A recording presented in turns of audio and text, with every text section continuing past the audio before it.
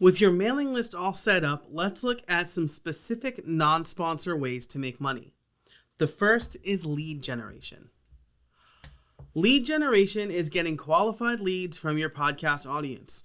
Or, to put it a different way, it's selling directly to your audience.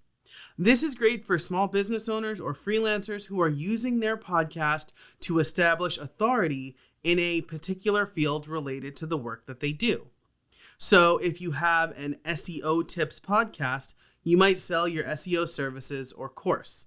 If you have a cycling podcast, you might use it to sell bikes or spin classes. But you need to make sure to flex your qualifications.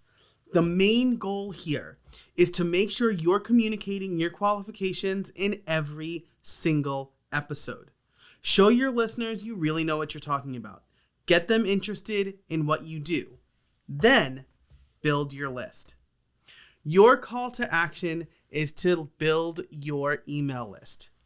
Conventional marketing wisdom tells us that potential customers need to see your message 7 times before they convert.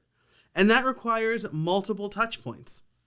Your podcast is one and your mailing list is another. So I'd recommend not selling directly in your podcast episodes. You should keep them as informational pieces and get people to join your mailing list. That's where you can sell to them. What you can do is entice people to sign up for your mailing list with a discount or a bonus. Something like a 15% discount for being a listener or a PDF adding on to what you talked about in the episode.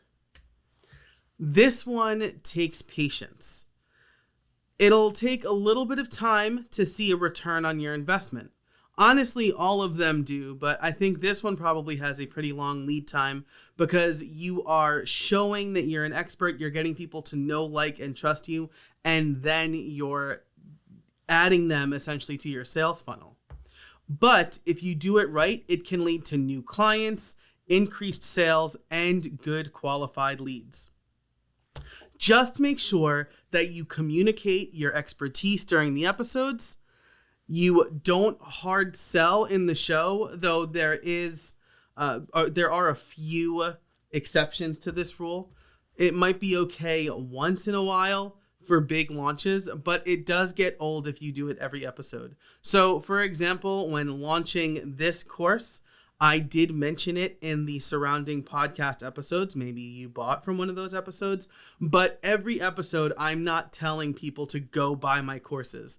They're going to tune that out after a while. Instead, I want to get them on my mailing list, and then when I'm ready to sell something, I sell them in a place where I've already provided a ton of value. You also want to build your list with a clear call to action and bonus for opting people in. The ones who sign up are the ones who are most invested in your story. And those are the ones you're going to be able to sell to. So your action item here is to decide on lead generation. Think about if lead generation is a good option for you and your podcast. If it is, think about how you want to generate leads and rewrite your call to action to match.